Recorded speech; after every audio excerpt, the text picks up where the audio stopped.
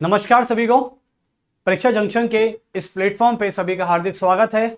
और आ जाइए बच्चों, क्योंकि आज हमारा एक जो पॉलिटी का चैप्टर था वो आज फिनिश होने वाला है। और हमने एक बात थोड़ा सोचा भी है कि हम इस पॉलिटी के चैप्टर को अब खत्म ही करें, क्योंकि काफ़ी टाइम भी हो गया है। तो आज फिनिश करते हैं और एक नया चैप्टर स्टार्ट करते हैं। और देखो, हम संविधान में कितना कुछ जान चुके हैं आप सभी को पता भी है, क्योंकि हमने जब संविधान स्टार्ट किया था तो हमने संविधान की डेफिनेशंस बताई, हमने संविधान की इंपॉर्टेंस को बताया, संविधान कैसे वर्क करता है, how to do work this constitution of India, that सब कुछ बताया हमने। एंड देन उसके बाद हमने बताया कि कॉन्स्टिट्यूशन हम गवर्नमेंट के लिए और हम पे कैसे वर्क करता है। ये सारी चीजें एक हमारे कॉन्स्टिट्यूशन का भाग ही थी। उसके अलावा मैंने चैप्टर्स भी पढ़ाए आपको, जो ऑथेंटिक चैप्टर हैं, जो ऑथेंटिक वर्ड हैं, वो सारी कुछ चीजें कराई। तो बस हम यही चीज देखना चाहते हैं अब कि आगे अब कॉन्स्टिट्यूशन कैसे सफर करता है। बस हमें इस इंस्टीट्यूट को आपका साथ चाहिए और आपका साथ हमेशा रहेगा। तो हम ऐसे ही काम करते रहेंगे और आपके लिए अच्छा सा कंटेंट और बहुत ही सारी चीजें आपके लिए हम कर रहे हैं, बना रहे हैं, बहुत बेहतर से बेहतर करने का प्रयास भी कर रहे हैं। तो बस आप एक बार बने रहिए, इस पे आप जुड़े रहिए। तो शायद मेरे लगता है कि देखो, भला टीचर का नहीं हो सकता, भला आपका ही होगा, डेफिनेटली सी बात है। तो इसलिए हम आपके लिए बहुत सारी चीज़ों को ला रहे हैं, जैसे कि हम क्विज ऑप्शन भी ला रहे हैं जल्दी, जो कुछ ही दिनों में चालू होने वाला है। एक आगा के तौर पे बता दूं आपको, जैसे कि हम जो भी चैप्टर पढ़ाएंगे उसका क्विज हम यहाँ पर क्लास में आपको कराया करेंगे। क्विज का मतलब होता है जो आप अपने सोशल मीडिया प्लेटफॉर्म पे देखते हो, किसी भी चैनल के माध्यम से, तो आपको क्विज मिलते हैं। जब भी आप कभी चाय की थड़ी पर बैठे हो तो आपने फ़ोन खोला, आपने क्विज सॉल्व कर लिए। तो ऐसी कुछ फैसिलिटी आपके लिए लाई जा रही है, बस आप बने रहिए एक बार। तो चलिए पहले स्टार्ट कर लेता हूं मैं एक बार चैप्टर, मतलब चैप्टर नहीं, सॉरी, वो उसी चैप्टर को कंप्लीट कर लेते हैं, क्योंकि बहुत काफ़ी टाइम हो गया, 3 से 4 दिन हो गए। इतना लंबा नहीं खींचना चाहिए, ठीक है। जैसे कि घर में कोई बात हो जाती है तो क्या कहते हैं, यार जल्दी रफा दफा करो यार, ठीक है। लेकिन वो बातें हमारी काम की नहीं होती, लेकिन ये बातें हमारी काम की हैं। तो यदि 1 से ज़्यादा दिन कोई एक्स्ट्रा हो जाता है तो उसमें चिंता की कोई बात नहीं है। बस ये है कि आप थोड़ा पेशेंस रखें, चीज़ों को अच्छे से समझें। देखो, चैप्टर भले एक दिन लेट हो जाए, मेरा एक मानना है, यदि मैं टीचर के दायरे में हूँ, यदि मैं एक टीचर हूँ और मैं पढ़ा रहा हूँ, तो सबसे बड़ी जिम्मेदारी मेरी ये है कि जल्दीबाजी मुझे कतई नहीं करनी है। यानी किसी भी चैप्टर को लेकर यदि मैंने जल्दीबाजी कर दी तो इसमें मेरा कोई घाटा नहीं है, इसमें केवल आपका और आपके भविष्य का सवाल है। तो आपके भविष्य के सवाल को देखते हुए यदि मैं एक दिन चैप्टर को डिले कर देता हूं, अच्छा समझा देता हूं, तो इसमें कोई भी कहीं भी कतई कोई कोताही नहीं, ना कोई बुराई है। तो चलिए, मैं साथ कल राज्य पुनर्गठन अधिनियम करा रहा था, तो एक बार राज्य पुनर्गठन अधिनियम 1956 को देख लेते हैं। आप सभी को पता है कि फजल अली आयोग जो कमीशन था, ये फजल अली जो आयोग था ना, ये कमीशन जो था, यह भारत सरकार ने व्यवस्थापूर्ण बनाया था। क्योंकि आंदोलन, आपको पता है, तेलुगु भाषी वाले जो लोगों का जो एक आंदोलन था, जो प्रोटेस्ट कर रहे थे वो, कि तेलुगु भाषी यानी राज्यों का गठन भाषा के आधार पर होना चाहिए और पर्टिकुलर उनका तो होना ही चाहिए। तो इसको लेके बहुत काफी सारे प्रोटेस्ट किए जा रहे थे, काफी सारे आंदोलन किए जा रहे थे। और आप सभी को पता है कि इसी बीच यानी एस के धर आयोग, जिसका गठन जून 1948 में किया गया, दिसंबर 1948 में उसकी रिपोर्ट आई थी। उसके बाद एक जेवीपी कमेटी बनाई गई थी, जिसमें जवाहरलाल नेहरू खुद शामिल हो गए, यानी प्रधानमंत्री खुद शामिल हो जाए जिस कमेटी में। आप सोच रहे हो वो कितना सीरियस मुद्दा हो सकता है। उसके अलावा भारत के गृह मंत्री शामिल, वल्लभ भाई पटेल शामिल हो गए। उसके अलावा पट्टाभी सीतारामैया शामिल हो गए, ये साउथ से आते थे। तो कुल मिला के तीनों की एक तिगड़ी बनी और तिगड़ी को ही कहा गया जेवीपी कमेटी, जेवीपी कमीशन। और इस जेवीपी कमेटी ने वही रिपोर्ट की सिफारिश की जो एस के धर ने की थी। तो कुल मिला के भाषाई कार्य का खंडन किया और प्रशासनिक सुविधा को ज्यादा बेहतर समझा था। लेकिन अब जब श्री रामुलु पोट्टी की 56 दिन की भूख हड़ताल पर मृत्यु हो जाती है, तो आपको क्या लगता है कि भारत सरकार को क्या दबाव महसूस नहीं होगा? क्या भारत सरकार उस दबाव के चलते हुए कोई कमीशन या कोई डिसीजन नहीं लेगी? बिल्कुल लेगी। तो इसका मतलब है कि फजल अली आयोग 1953 में बनाया गया, और 1953 में जब फजल अली आयोग बनाया गया, ये फजल अली की अध्यक्षता में बनाया गया। और एक इंपॉर्टेंट क्वेश्चन और भी आ सकता है कि जो फजल अली आयोग था, ये 3 सदस्यीय आयोग था। क्या था? 3 सदस्यीय आयोग। आपको यहां पर हिंट के तौर पे लिख लीजिए एक बार, मैं शायद कल भूल गया हूंगा लिखाना, बट आप लिख लीजिए। काफी सारी चीजें माइंड में होती हैं, काफी सारी चीजें माइंड में नहीं होती हैं, तो लेक्चर के वक्त आ जाती हैं। तो जीके है, ये तो ऊपर नीचे चलता रहता है। लेकिन डोंट वरी, हम जब भी कभी अगले दिन आए करेंगे तो जो चीज रह गई है उसको लिखा दिया करेंगे। तो फजल अली आयोग, आप सभी को पता है कि भारत सरकार को ये व्यवस्था में यानी विवश होकर इसका गठन करना पड़ा था और 1953 में इसका गठन किया गया था। फजल अली जो आयोग थे ये अध्यक्ष थे। क्या थे? अध्यक्ष, यानी हेड थे, हेड ऑफ द कमीशन। लेकिन फजल अली आयोग के अलावा 2 सदस्य और थे, क्योंकि फजल अली आयोग जो था, जो नाम पर रखा गया था, ये 3 सदस्यीय यानी 3 मेंबर कमीशन था। 3 सदस्यीय कमेटी थी, एक आयोग था। इसमें एक सदस्य का नाम था के एम पर्णिकर। यह क्वेश्चन पूछा जा सकता है आपसे, के एम पर्णिकर। तो के एम पर्णिकर थे। और दूसरी हम बात करते हैं, दूसरे सदस्यों का नाम था, जिसका नाम था H N Kunzru. H N Kunzru, तो आप लिख दीजिए एच एन कुंजरू। ये एक ही तरह से अपने आप में एक इंपॉर्टेंट क्वेश्चन बन जाता है कि फजल अली आयोग में, या आपसे पूछा जा सकता है कि के एम पर्णिकर भारत सरकार के किस आयोग से संबद्ध थे, यह भी पूछा जा सकता है। तो के एम पर्णिकर और एच एन कुंजरू और फजल अली तीनों से मिलकर एक आयोग बना जिसका नाम था फजल अली आयोग, और 1953 में इसका गठन हुआ। लेकिन उसके बाद जब 1955 में इसकी रिपोर्ट पेश हुई, इसकी रिपोर्ट को तुरंत जारी किया गया। तो 1955 में अपनी रिपोर्ट में इसने क्या कहा था, एक बार उस पर और डिस्कस कर लेते हैं और फिर राज्य पुनर्गठन अधिनियम पर आकर आज चैप्टर को फिनिश करते हैं। तो देखिए 1955 की रिपोर्ट की सिफारिश है। 1955 की रिपोर्ट की सिफारिश है। आज हम एक बार ये देख लेते हैं। और सिफारिशों में हम सबसे पहले ये देखते हैं कि पहली सिफारिश क्या की गई थी, जिससे तेलुगु भाषी वाले लोगों में थोड़ा सा संतोष आ गया था, थोड़ा सा वो थम गए थे, थोड़ा बैठ गए थे कि भाई चलो ठीक है, फजल अली ने कम से कम हमारी बात तो सुनी। तो सिफारिश थी और एक्चुअली में ये था फजल अली आयोग। फजल अली आयोग इस तरीके से आप नोट करेंगे। और सिफारिशों की मैं बात करता हूं तो पहली सिफारिश की चर्चा कर लेते हैं एक बार हम। देखो पहली सिफारिश ये कही गई थी कि राज्यों का गठन भाषाई कारक पर होना चाहिए और हम राज्यों का गठन भाषा को आधार बनाकर ही करेंगे। यानी लैंग्वेज को बेस बनाकर हम राज्य का गठन जरूर करेंगे, लेकिन भारत की एकता को प्रमुखता देते हुए, भारत की इंटीग्रिटी, उसकी एकता को प्रमुखता देते हुए एक राज्य और एक भाषा के सिद्धांत को नहीं माना जा सकता। अब आप सभी को पता है कि एक राज्य और एक भाषा यदि कि सिद्धांत को मान लिया गया तो भारत की एकता, भारत की एकरूपता खत्म हो जाएगी, भारत में समरूपता खत्म हो जाएगी। आप मुझे बताइए, क्या एक राज्य और एक भाषा के सिद्धांत को लागू किया जा सकता है क्या कभी? यदि मैं आज किसी भी राज्य का गठन भाषा के आधार पर करता हूं, यदि मान लो कि वहां पर एक्स जो है, जैसे कि मान लो एक स्टेट है एक्स नाम का, उसमें ए और बी कैटेगरी के लोग रहते हैं। ए नाम के जो कैटेगरी के लोग हैं वो X1 लैंग्वेज बोलते हैं और बी कैटेगरी नाम के जो लोग हैं वो X2 लैंग्वेज बोलते हैं।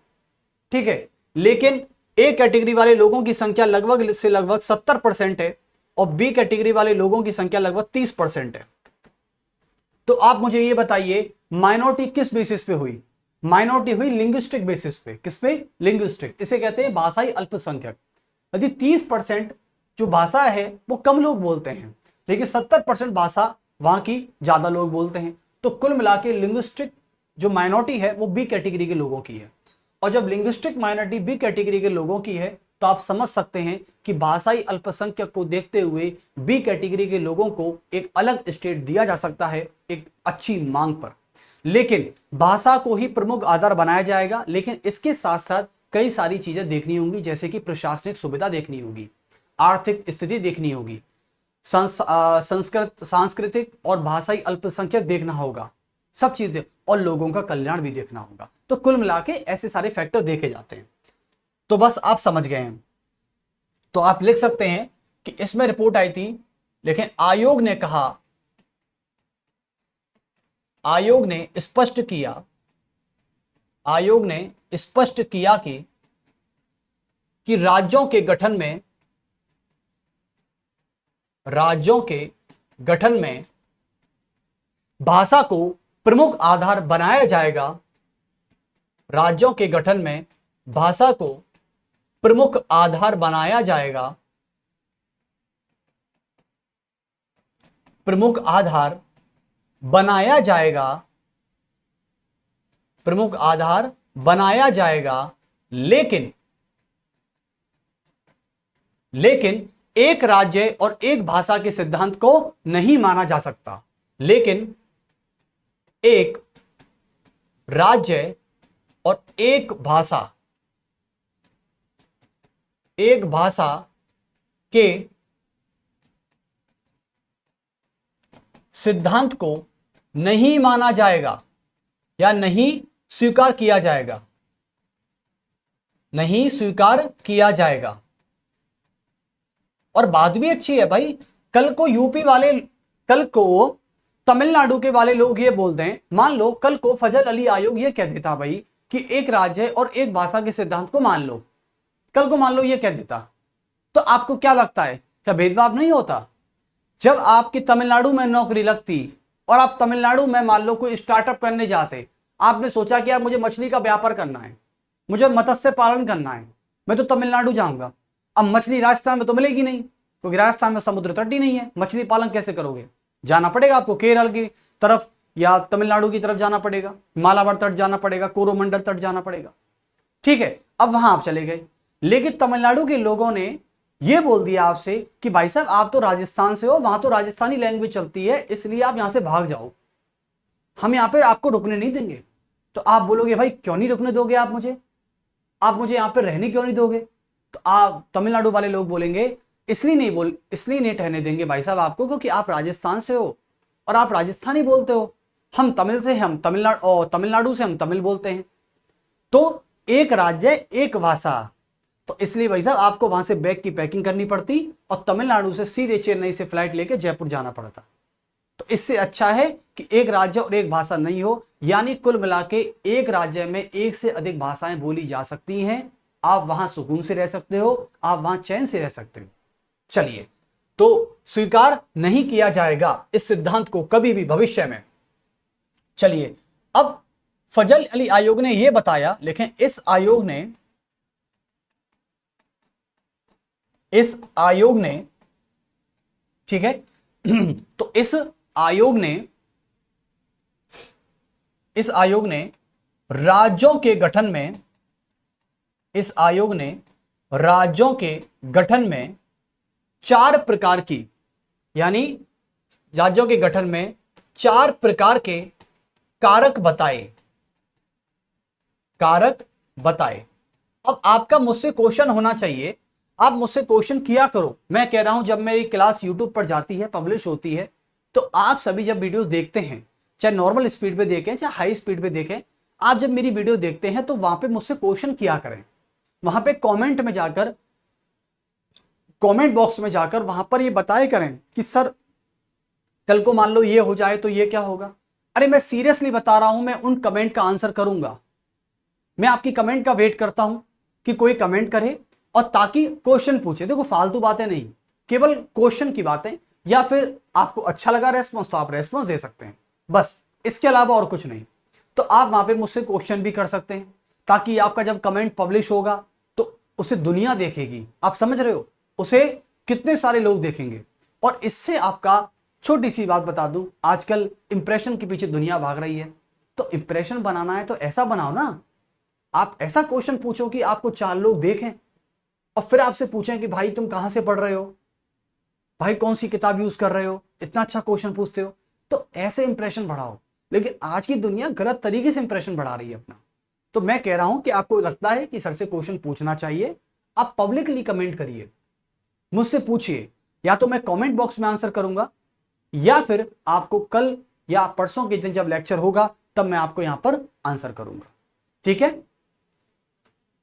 तो 4 कारक बताए। पहले कारक की मैं आपसे बात करता हूं। पहला कारक क्या था? पहले कारक का नाम था, उन्होंने बोला कि पहला कारक होना चाहिए, पहली बात, वित्तीय और आर्थिक ढांचा और प्रशासनिक ढांचा कैसा है। ठीक है, पहली बात तो आर्थिक स्थिति, यानी उस राज्य की आर्थिक स्थिति कैसी है और वहां की प्रशासनिक सुविधा कैसी है। तो प्रशासनिक सुविधा के आधार पर ही, प्रशासनिक सुविधा के आधार पर ही होना चाहिए। दूसरा फैक्टर की बात करें, भारत की एकता की सुरक्षा, भारत की एकता की सुरक्षा होनी चाहिए। दूसरा फैक्टर आपसे निकल चुका है। तीसरी फैक्टर की मैं बात करता हूं। तीसरा फैक्टर बोला गया भाषाई एवं सांस्कृतिक कारक, भाषाई एवं सांस्कृतिक कारक। और उसके बाद चौथे फैक्टर की बात करें तो लोगों के हित और कल्याण के लिए,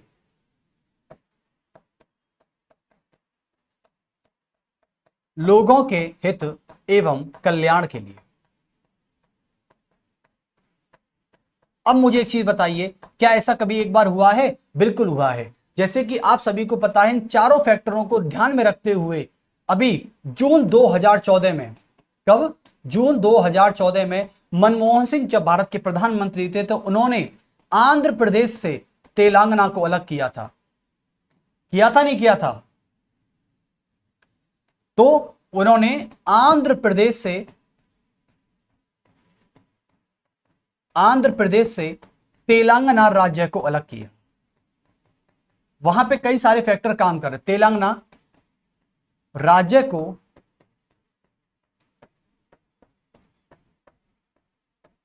अलग किया।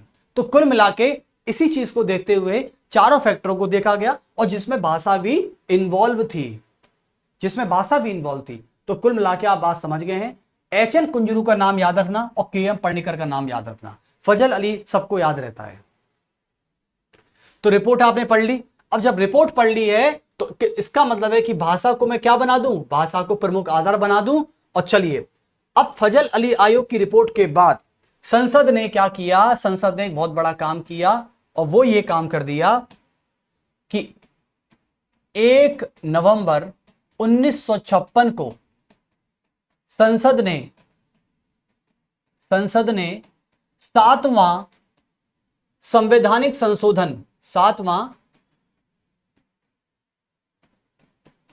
संवैधानिक संशोधन, 7वां संवैधानिक संशोधन 1956 के माध्यम से, 1956 के माध्यम से अधिनियमित किया गया, अधिनियमित किया गया। इसे क्या कर दिया? अधिनियमित कर दिया। और एक अधिनियमित करने के बाद जब संसद ने, तो 7वां संवैधानिक संशोधन आगे जाके क्या बना? राज्य पुनर्गठन, राज्य पुनर्गठन अधिनियम। और ये आगे जाके क्या बन गया? 1956। तो राज्य पुनर्गठन अधिनियम 1956 में बना।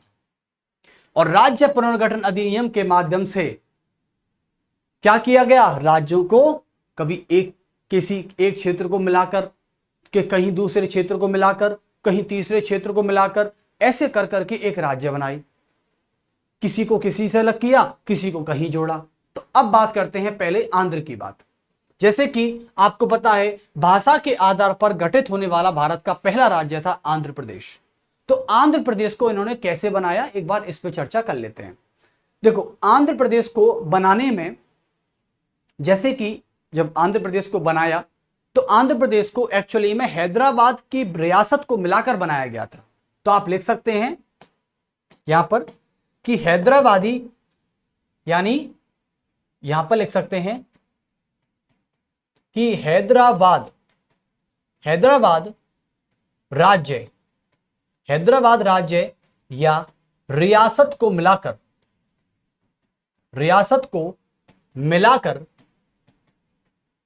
मिलाकर क्या बना दिया?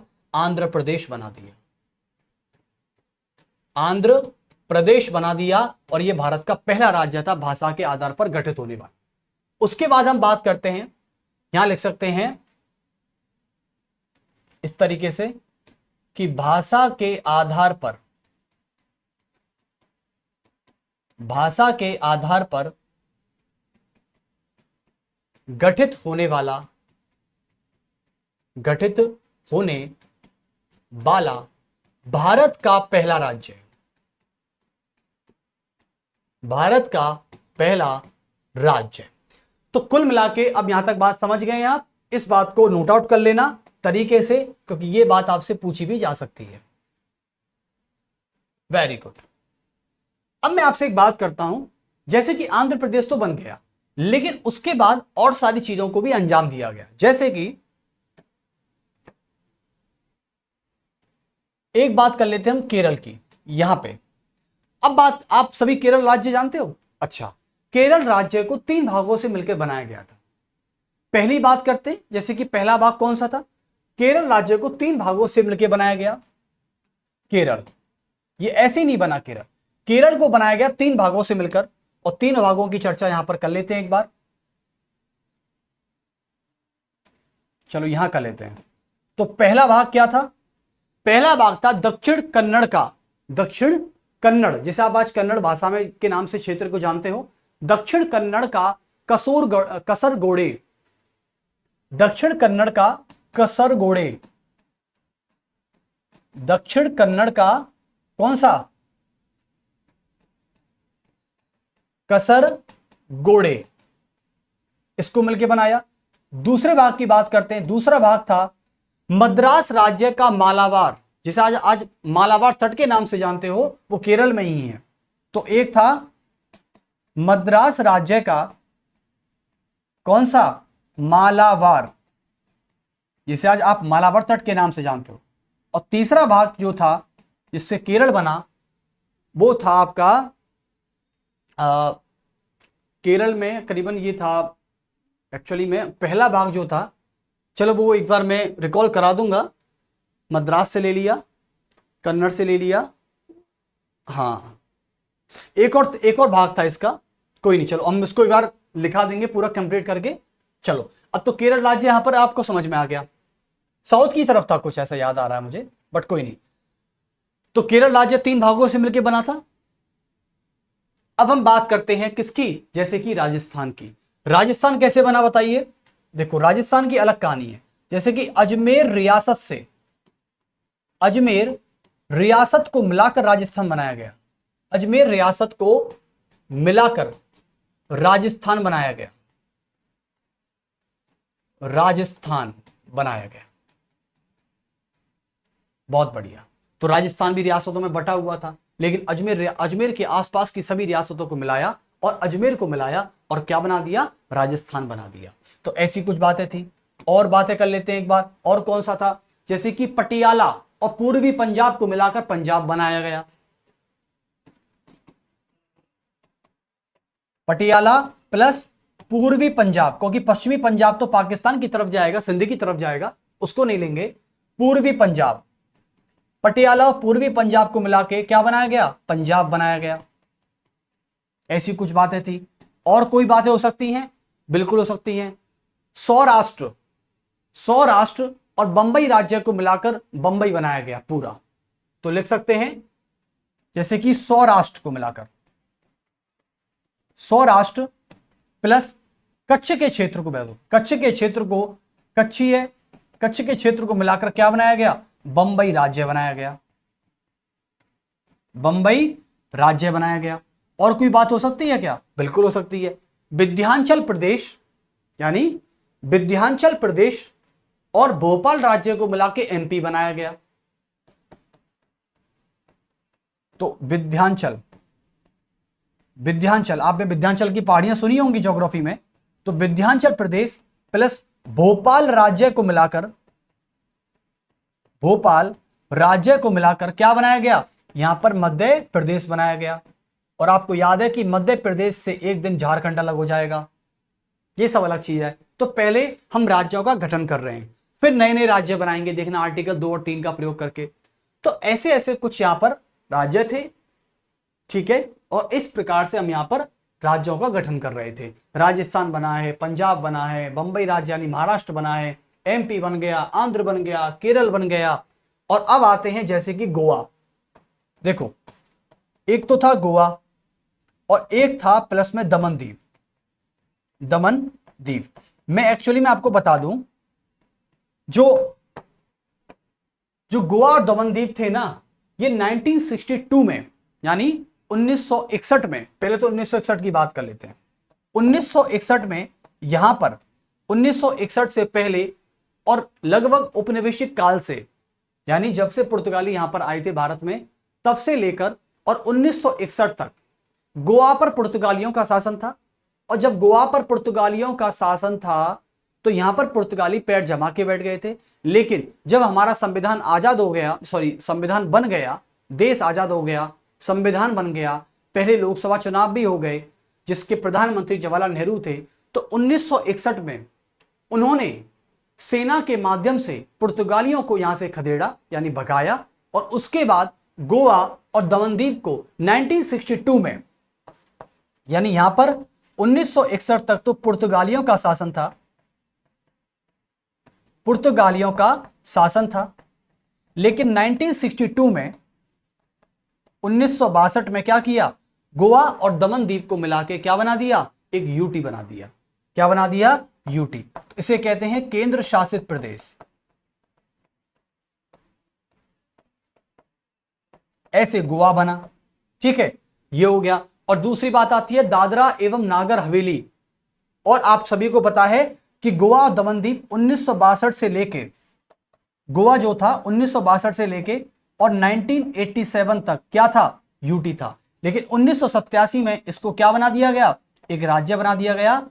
और 1987 में इसी को एक यूटी बना दिया गया। यानी पहले गोवा भी यूटी था, लेकिन दमन दीव भी यूटी था। गोवा को 1987 में राज्य बना दिया गया और दमन दीव को यूटी बना दिया गया। तो आज भी दमन दीव क्या है, दादरा एवं नागर हवेली में ही आता है और वो एक यूटी है।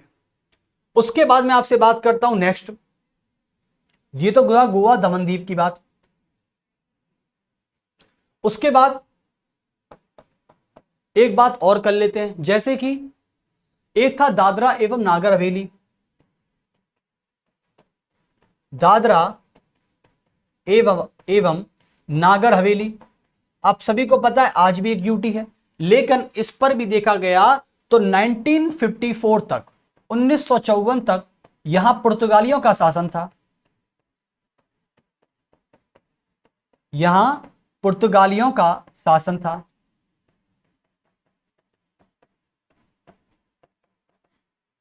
यहां पर क्या था, पुर्तगालियों का शासन था 1954 तक। लेकिन 1954 के बाद और फिर दादरा एवं नागर हवेली को देखा गया तो फिर इसको भी वहीं से क्या बना दिया, इसको भी यूटी बना दिया। और आज आप सभी को पता है कि 2019 में दादर और नागर हवेली को एक साथ मिलाया और क्या बना दिया, आज यूटी। इसलिए हमारे भारतीय राज्य में, आज भारतीय संघ में 8 यूनियन टेरिटरी आती हैं, जिसमें जम्मू कश्मीर भी शामिल है। लेकिन जम्मू कश्मीर अब एक ऐसी यूटी है, कल आप सभी को पता है कि हमारे यूटी की मुख्यमंत्री, जो जम्मू कश्मीर के मुख्यमंत्री उमर अब्दुल्ला ने शपथ भी ग्रहण की है कल। यानी जम्मू कश्मीर केंद्र शासित प्रदेश, जम्मू एवं कश्मीर के नए मुख्यमंत्री जिनका नाम है उमर अब्दुल्ला, और जो नेशनल कॉन्फ्रेंस पार्टी से आते हैं, और नेशनल कॉन्फ्रेंस पार्टी का नेतृत्व करता है फारूक अब्दुल्ला, जिनके पिताजी हैं। चलिए, उमर अब्दुल्ला सभी को पता है ना, ठीक है, याद रखेंगे जम्मू कश्मीर के नए मुख्यमंत्री हैं वो। अब कहोगे सर लद्दाख नहीं है, लद्दाख में विधानसभा नहीं है, लद्दाख पूर्णतः केंद्र सरकार के हाथ में है। लद्दाख का क्षेत्र अलग है, जहां पर लेह और कारगिल की बात करते हैं आप। तो यहां तक आप समझ गए, ठीक है। आज क्या है, ये यूटी है, ओके। और 1987, अब चलते हैं थोड़ा सा आगे। अब बात करते हैं सिक्किम की। ये सिक्किम का क्या मैटर है, आप सभी को पता है कि जो सिक्किम था ना, ये सिक्किम जो है एक्चुअली में 1947 तक, 1947 तक और 1947 से लेकर 1975 तक यहां पर एक शाही राजवंश काम करता था और उस शाही राजवंश का नाम था, यानी कह सकते हैं कि 1947 तक यहां शाही राजवंश था एक, यानी शाही राजवंश, और जिसका नाम क्या था, चोग्याल शासन। क्या था, चोग्याल। आपने हिस्ट्री में पढ़ा होगा, मेडावल हिस्ट्री में, कि सिक्किम पर चोग्याल राजवंशों का शासन रहा है और चोग्याल राजवंशों का शासन 1947 से लगभग 1974 तक ही था। 1975 में यानी 1976 में 36वां संवैधानिक संशोधन अधिनियम से सिक्किम को भारत का पूर्ण 22वां राज्य बनाया गया। 36 कॉन्स्टिट्यूशनल अमेंडमेंट ऑफ 1976 में इसको क्या बना दिया गया, इसको बना दिया गया भारत का 22वां राज्य, यानी भारत का 22वां राज्य बना दिया गया पूर्ण तरीके से। तो सिक्किम, आंध्र प्रदेश, केरल, बंबई, पंजाब, राजस्थान, मध्य प्रदेश, गोवा, दमन दीव, दादरा नगर हवेली, ये सब क्या थे, ऐसे गठन कर दिए। और आप सभी को पता होना चाहिए कि राज्य पुनर्गठन अधिनियम के तहत सबसे पहले 14 राज्य व 6 केंद्र शासित प्रदेश व 6 केंद्र शासित प्रदेशों का गठन किया गया था। सबसे पहले 14 राज्य और 6 केंद्र शासित प्रदेशों का गठन किया गया था, आप सभी को पता होना चाहिए। तो सबसे पहले पूछेगा क्वेश्चन, क्या पूछ सकता है आपसे, सिक्किम को लेके पूछ सकता है, केरल को लेके पूछ सकता है, अजमेर को लेके पूछ सकता है, और आंध्र प्रदेश तो है ही है। तो कुल मिला के आपसे पूछा जाएगा कि राज्य पुनर्गठन अधिनियम किस आयोग की सिफारिश है, तो आपका आंसर होना चाहिए फजल अली आयोग की सिफारिश है, पहला क्वेश्चन। दूसरा क्वेश्चन क्या बन सकता है कि राज्य पुनर्गठन अधिनियम के तहत 1 नवंबर 1956 को कितने राज्य और कितने यूटीओं का गठन करने का प्रस्ताव मंजूर हुआ था, तो आपका आंसर होना चाहिए 14 राज्य और 6 यूटी का गठन करने का प्रस्ताव मंजूर हो गया था। चलिए, तो राज्यों का गठन कर लिया, कुछ कुछ राज्य हमने ले लिए यहां से। चलिए अब आते हैं नेक्स्ट, नामों में परिवर्तन। क्या आते हैं, नहीं पहले एक बार देख लेते हैं कि किस राज्य को किससे अलग किया है। अब आपको पता है कि किसी भी राज्य को किसी राज्य से अलग करने की जिम्मेदारी आर्टिकल 3 की होती है। आप सभी को पता है, किसी की सीमा को बढ़ाना और किसी भी सीमा को घटाना आर्टिकल 3 में आता है।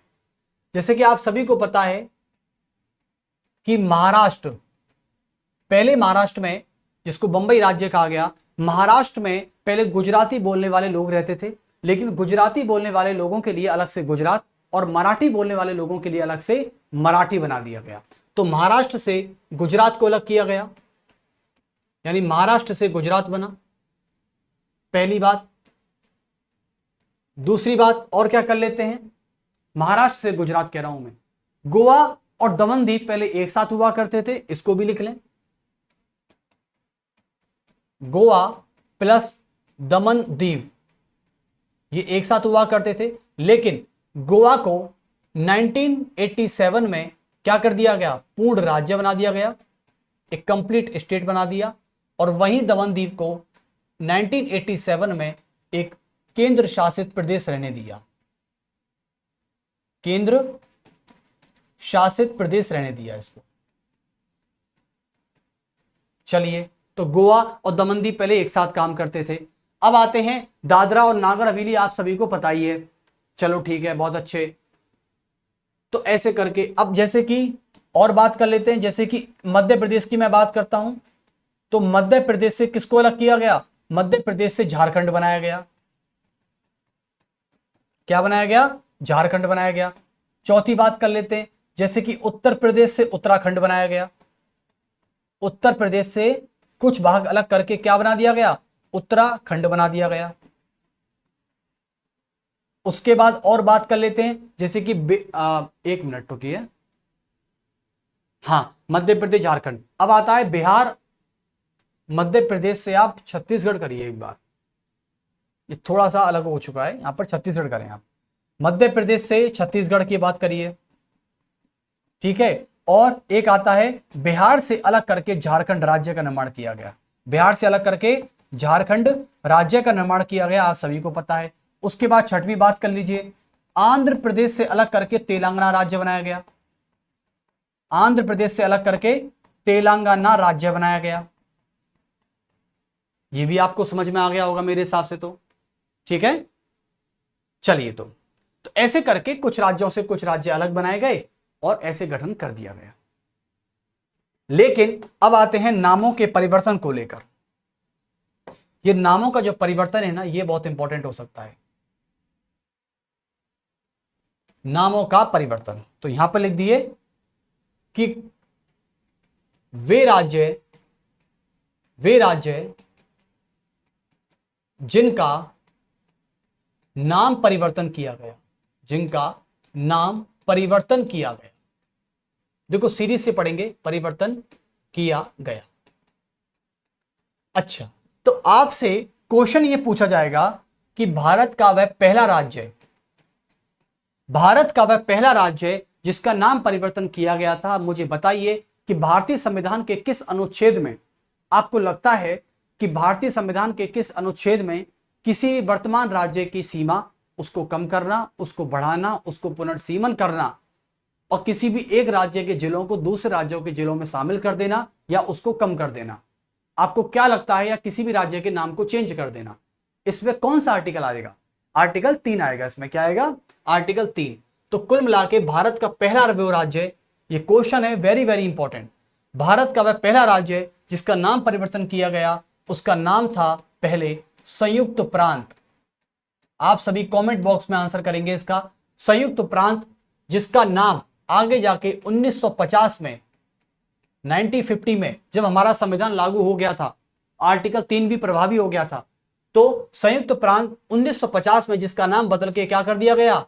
उत्तर प्रदेश कर दिया गया, जहां पर सबसे ज्यादा पॉपुलेशन रहती है हमारे भारत की, यूपी, लगभग से लगभग 75 जिले वाला, ठीक है। भारत का जनसंख्या की दृष्टि से सबसे बड़ा राज्य है, जहां पर 25 से 26 करोड़ की जनसंख्या रहती है, उत्तर प्रदेश। उसके बाद भारत का वह दूसरा राज्य जिसका नाम परिवर्तन किया गया, वो था मद्रास, और मद्रास का नाम बदल के 1969 में क्या किया गया? तमिलनाडु किया गया। जिसे आज आप तमिलनाडु के नाम से जानते हैं, वो पहले मद्रास की तरफ था। और आपको पता है कि मद्रास अंग्रेजों का एक व्यापारिक केंद्र भी था, जिसे 1640 में अंग्रेजों ने चंद्रगिरी के राजा से पट्टे पर लिया था, और मद्रास में उन्होंने फोर्ट सेंट जॉर्ज किले का निर्माण भी किया था 1640 में। उसके बाद भारतीय राज्य का वो तीसरा राज्य जिसका नाम परिवर्तन किया गया, 1973 में आते हैं एक बार, और तीसरा राज्य था आपका लक्षद्वीप या लक्काद्वीप को लेकर कुछ ऐसा था, तो यहां पर था लक्षद्वीप, ऐसे नहीं, इसको पूरा लिखते हैं। 1973 में जैसे कि था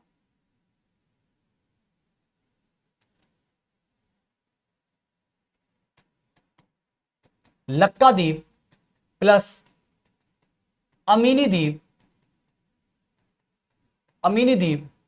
प्लस मिनी कॉय को मिलाकर क्या बना दिया गया?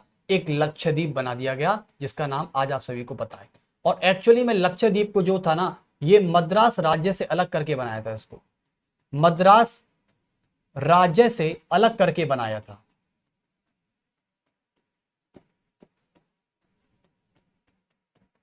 मद्रास राज्य से अलग करके बनाया था इसको, आप सभी को पता है ना, लक्षद्वीप आज मद्रास तमिलनाडु के उस ठीक बगल में, ठीक है।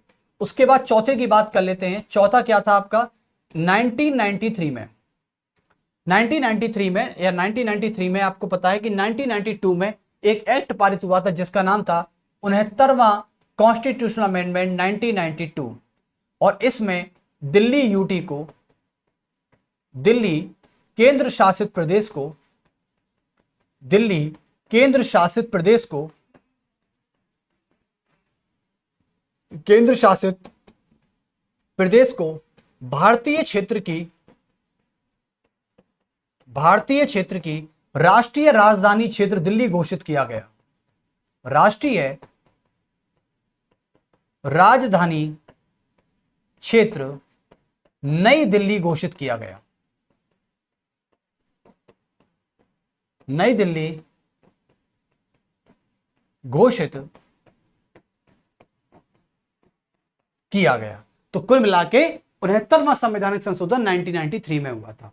इसके बाद मैं आपसे बात कर लेता हूं 5वें नंबर पर, जैसे कि सन 2000 में। सन 2000 में आप सभी को पता है क्या हुआ था, उत्तरांचल का नाम बदल के उत्तराखंड किया गया था। और 6वें नंबर पर सन 2006 में क्या किया गया था, पांडिचेरी का नाम बदल के पुडुचेरी कर दिया गया। पांडिचेरी का नाम बदल के पुडुचेरी कर दिया गया। और 7वें नंबर पर क्या किया गया, 2011 में उड़ीसा का नाम बदलकर ओडिशा कर दिया गया। ठीक है। और आज 2011 से लेकर कंटिन्यूअसली देखा गया 2024 में, जो कि आज एक करंट का क्वेश्चन भी हो सकता है। ये 2024 में अंडमान में एक जगह है जिसका नाम है पोर्ट ब्लेयर, और पोर्ट ब्लेयर के नाम बदलकर श्री विजयपुरम किया गया।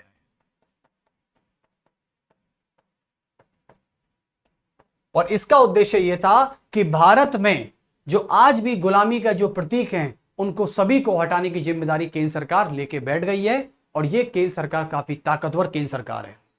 ठीक है। एक तो ताकतवर सरकार हमने इंदिरा गांधी की देखी थी, और एक ताकतवर सरकार हम नरेंद्र मोदी जी की देख रहे हैं। चलिए, तो आज ये आपका चैप्टर फिनिश होता है यहीं पर। कुछ फैक्ट है, इनको याद रखिएगा आप। तो अब हम नए चैप्टर की तरफ बढ़ेंगे, लेकिन इससे पहले हम आपको एक खबर बता देना चाहते हैं। एक न्यूज है हमारे पास। अच्छा, 1 मिनट रुकिए आप, 1 मिनट।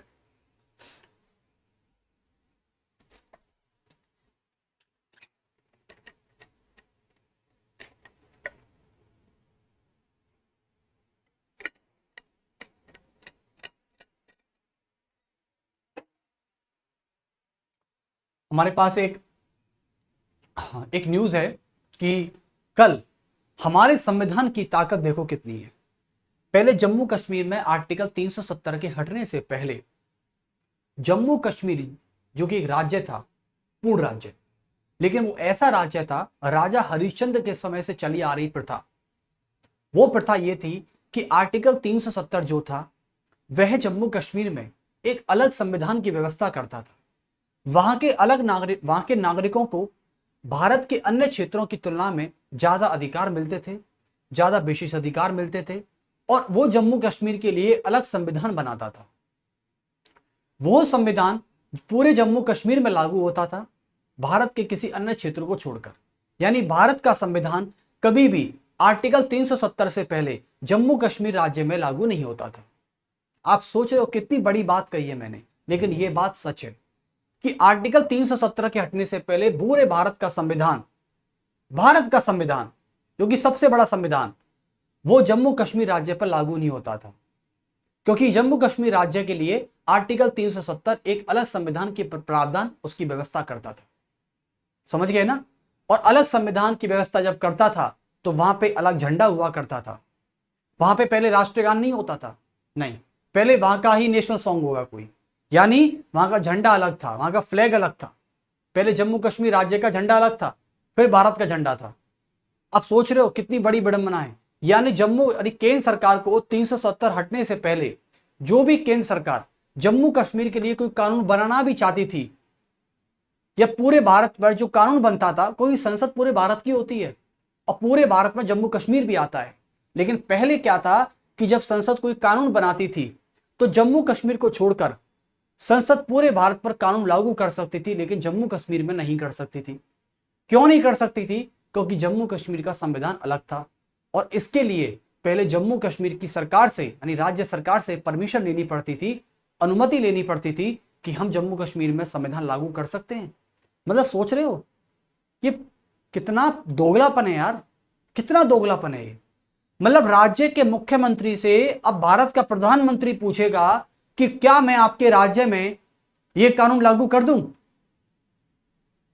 आप भी सोचो ना एक बार, कल को आप मंत्रालय में लगे हुए हो, ठीक है, आपने सीजीएल क्रैक किया, आप इनकम टैक्स ऑफिसर हो, आप कस्टम ड्यूटी पे या कस्टम ऑफिसर हो, किसी भी डिपार्ट फाइनेंस मिनिस्ट्री में हो। एक बात सोचिए कि आप फाइनेंस मिनिस्ट्री में हो और आप पावर में जो आपके नीचे काम करेंगे, जो यूडीसी एलडीसी या और भी डिपार्टमेंट के जो लोग होंगे वो आपसे नीचे काम करेंगे, ठीक है, आपके ऊपर केवल आईएएस होगा तो या मंत्री होगा। तो कुल मिला के आप ये बताइए कि आप अपने से नीचे काम करने वालों की अनुमति लोगे क्या काम करने के लिए? भाई आपके हाथ में कोई फाइल आई और आपको वो फाइल सिग्नेचर करनी है, हस्ताक्षर करने हैं, क्योंकि मिनिस्टर का ऑर्डर आया है, आईएएस का ऑर्डर आया है, तो आपको सिग्नेचर करने। तो आप ये बताइए कि आप अपने जिले के डीएम है ना, और जिले का डीएम सबसे बड़ा होता है। अब जिले का डीएम किसी भी फैसले को लागू करने के लिए वो किसी पटवारी के पास जा रहा है कि भैया लागू कर दूं क्या इसको। तो आप सोचो ये कितना औकड़ लगेगा यार। मतलब डीएम बड़ा है या पटवारी बड़ा है, मुझे ये बात बताइए। डीएम बड़ा है ना, तो डीएम को ज्यादा पता है ना अपनी पावर्स क्या है, और वो अपनी पावर्स का इस्तेमाल किसी पटवारी से पूछ के करेगा। कितना अजीब लगता है, कितना अजीब विडंबना है हमारे उस समय के भारत की।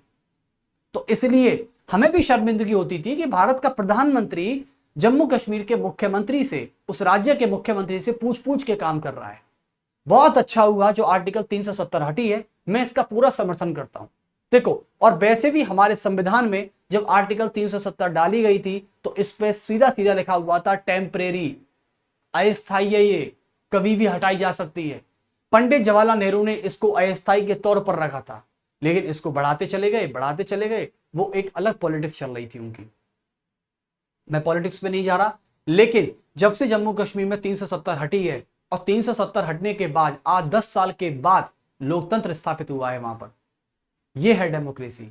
वरना जम्मू कश्मीर के मुख्यमंत्री आप सभी को पता है, मुफ्ती मोहम्मद रह चुकी हैं, फारूक अब्दुल्ला रह चुके हैं, उमर अब्दुल्ला रह चुके हैं 2009 में।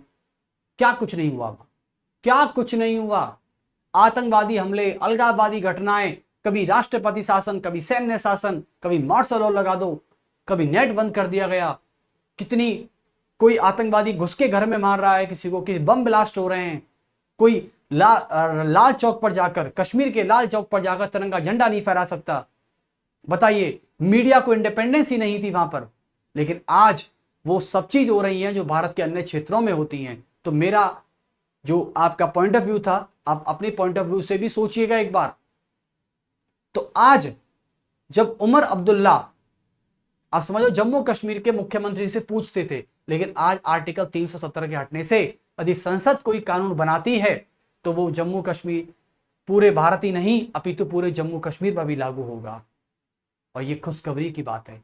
अरे जम्मू कश्मीर भारत का, एक अमित शाह जब भारत के गृह मंत्री अभी हैं, भारत के गृह मंत्री अमित शाह ने एक बात बोली कि एक संविधान है, एक ही देश में दो संविधान कैसे हो सकते हैं, एक ही देश में दो विधान कैसे हो सकते हैं, एक ही देश में दो प्रधान कैसे हो सकते हैं, जरा बताइए।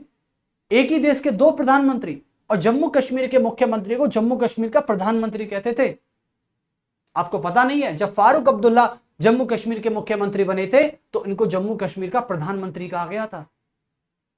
यह बहुत बड़ी विडंबना थी। लेकिन आज बड़ा सुकून है कि आज उमर अब्दुल्ला जब 2009 में शपथ ले रहे थे तो उन्होंने एक बात कही थी शपथ ग्रहण करते वक्त कि constitution of the state why establish law, why law establish, उन्होंने इस नाम से शपथ दी थी, कॉन्स्टिट्यूशन ऑफ द स्टेट।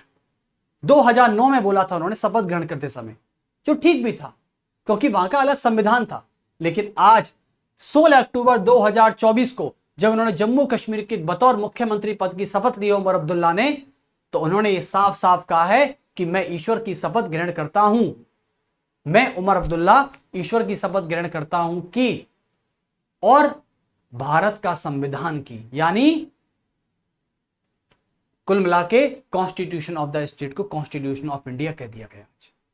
और बड़ा ही अच्छा लगा, ठीक है, क्योंकि अब वहां पर आज भारत का संविधान लागू होगा, ना कि राज्य का संविधान। किसी को कोई हक नहीं है कि वो अपना अलग राज्य चलाए, अलग झंडा चलाए, राष्ट्रगान ना चलाए। और आपको भी पता है कश्मीर में आए दिन, यार आज आप कश्मीर में खुल के घूम सकते हो भाई, मैं बता रहा हूं आपको। कश्मीर की टिकट बुक कराओ, कश्मीर जाओ। ये नरेंद्र मोदी है शासन। ये शासन जो है ना, ये बड़ा मजबूत शासन है। देखो, अच्छों जो काम अच्छा होगा उसकी अच्छाई भी कर, उसकी तारीफ करेंगे, जो काम इस सरकार में बुरा होगा उसकी हम आलोचना भी करेंगे। ये हमको हक है, ये हमको राइट है। चलिए, तो आज आपका चैप्टर ये फिनिश होता है, लेकिन आज हम मौलिक अधिकार प्रारंभ करेंगे और इस चैप्टर का नाम डालेंगे और इसके डेफिनेशंस बनाएंगे। एक बार थोड़ा सा बता देते हैं, ठीक है। चलिए, तो स्टार्ट कर लेते हैं एक बार। मौलिक अधिकार।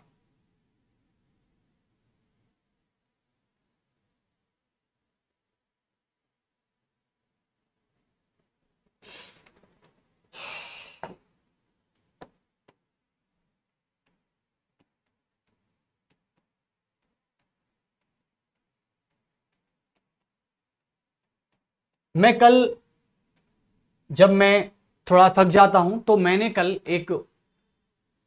जब मैं कल मैं अपने वर्क कर रहा था, तो मतलब आज भी मैं किताबों से जुड़ा हुआ हूं। ऐसा नहीं हो कि देखो, टीचर एक स्टूडेंट बन के रहे तो बहुत अच्छी बात है। मैं कभी नहीं चाहूंगा। आज थोड़ी बात ही कर लेते हैं, 5 मिनट का, 10 मिनट का। मुझे एक चीज बताइए कि आज के टाइम पे हमारे टीचरों का इतना वीआईपी कल्चर चल रहा है। ये आज मैं बहुत बड़ा कटाक्ष करने वाला हूं। किसी को बुरा लगे तो लगे और किसी को अच्छा लगे तो लगे। आज हमारे भारत में टीचिंग को लेकर, जो आज इस इंडस्ट्री में जो लोग पढ़ा रहे हैं, आज इतना वीआईपी कल्चर चल गया है। टीचर कब से वीआईपी होने लग गया मुझे ये समझ में नहीं आता। चलो, वीआईपी हो सकता है, उसमें नॉलेज है, उसमें स्टेमिना है, उसमें पोटेंशियल है, वो हो सकता है। शिक्षक की बात ही अलग है, ठीक है। लेकिन जो आजकल ईगो आ गया है कि मतलब स्टूडेंट ये नहीं सुनते, सच में नहीं सुनते स्टूडेंट की। मतलब किसी टीचर ने यदि 20 साल अच्छे से पढ़ा लिया, फेम कमा लिया, फिर वो नहीं सुनता किसी की, फिर वो किसी के नहीं सुनता। यानी आज का हमारे इंडिया में पता नहीं वीआईपी कल्चर क्यों है। इस वीआईपी कल्चर को मैं मानता हूं कि कुछ हद तक होना चाहिए ताकि लोगों में थोड़ा फर्क दिखे। यदि प्रधानमंत्री ही सब जैसे हो जाएंगे तो मतलब फिर प्रधानमंत्री हमें क्या फर्क रह जाएगा। मैं ये नहीं कह रहा, थोड़ा बहुत अंतर होना चाहिए, लेकिन हमारे भारत में कुछ चीजों को लेकर वीआईपी कल्चर बहुत बढ़ चुका है। मैं बता रहा हूं, खासकर जैसे एक बात थी कल, जब मैं किताबों से, आज भी मैं किताबों को पढ़ना बहुत अच्छा लगता है, मैं पढ़ता रहता हूं कोई ना कोई बुक्स। तो मैंने कल रात में करीबन 2 से 2:30 समय हो रहा था, मैं कल छत पे गया और मैंने वहां एक सुकून की चाय पी। जब मैंने सुकून की चाय कहते हैं उसको, वो अलग से मेरा नाम है।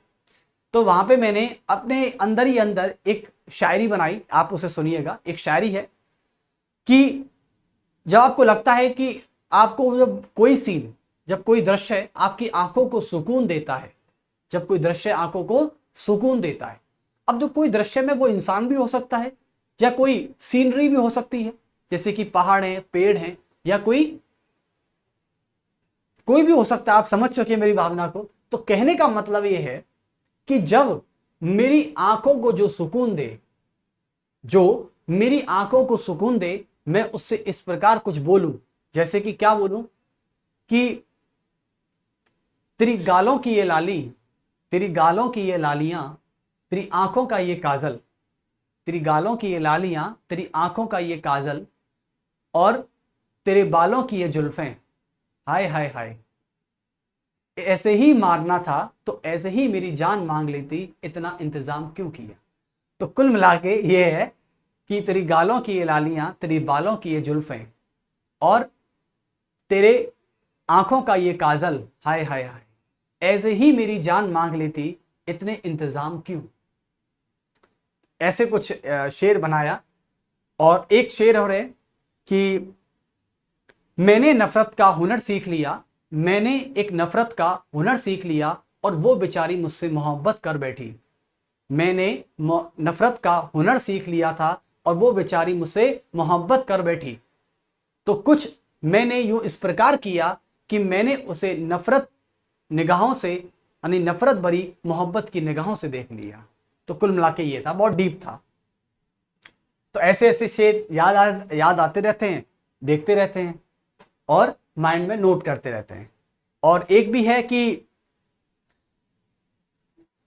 चर्चे नशे के चल रहे थे, चर्चे नशे के चल रहे थे और मैं जिक्र तेरी आंखों का कराया। चलिए बहुत अच्छे। तो आपका भी मन थोड़ा बहकना चाहिए, क्योंकि यही तो उम्र होती है पढ़ने की और कुछ और करने की। तो सारे काम किया करें, मतलब एंजॉय। लेकिन ऐसा नहीं है कि बस एक चीज में चले गए तो चले ही गए, किताबों में लग पड़े तो लग पड़े, सोसाइटी भूल गए, ऐसा नहीं है। हर चीज ऑब्जर्व करिए, घूमिए फिरिए, पढ़िए, मौज करिए, मस्ती करिए, बढ़िया सिनेमा हॉल जाइए, सब कुछ कहीं जाइए, जहां मन करे वहां जाओ। लेकिन अपना टाइम फिक्स कर लो, कहां कितना बैठना है, किस लोगों से कितनी बात करनी है और पढ़ना भी कितना है। ऐसा नहीं कि 24 घंटे किताब लेके ही बैठे हैं। देखो अब हम मौलिक अधिकारों की बात करेंगे। अब हम मौलिक अधिकारों की बात करते हैं। तो मौलिक अधिकारों में हम जैसे कि संविधान के भाग 3 और अनुच्छेद 12 से 35 तक बात करते हैं, ठीक है। यह संविधान के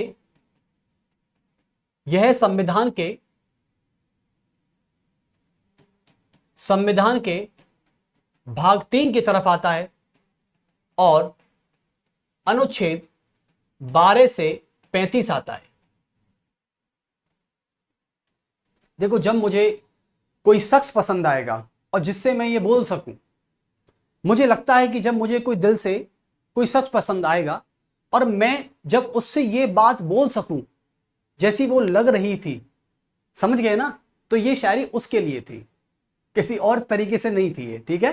क्योंकि मैं अपने को कंसीडर करके चल रहा हूं, क्योंकि मैं भी एक इंसान हूं, मेरी भी कोई फीलिंग्स हो सकती हैं या मेरी भी कोई बात हो सकती है।